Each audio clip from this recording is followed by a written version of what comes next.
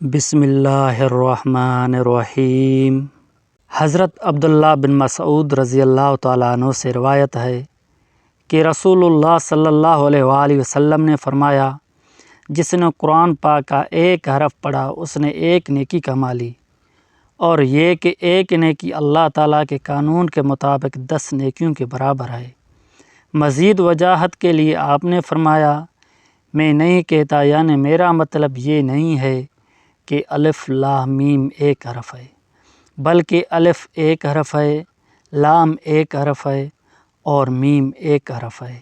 اس طرح الف لام میم پڑھنے والا بندہ 30 نیکیوں کے برابر ثواب حاصل کرنے کا مستحق ہوگا۔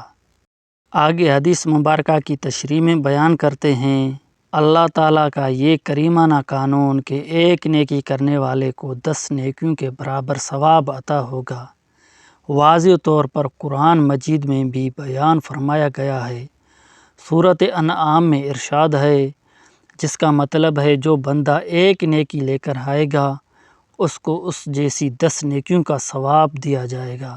اس حدیث مبارکہ میں رسول اللہ صلی اللہ علیہ وآلہ وسلم نے امت کو یہ خوشخبری سنائی ہے کہ جو بندہ اخلاص کے ساتھ قرآن مجید کی تلاوت کرے گا تو حروف تہجی کے ہر حرف کی تلاوت ایک نیکی شمار ہوگی، جو اجر و ثواب کے لحاظ سے 10 نیکیوں کے برابر ہوگی۔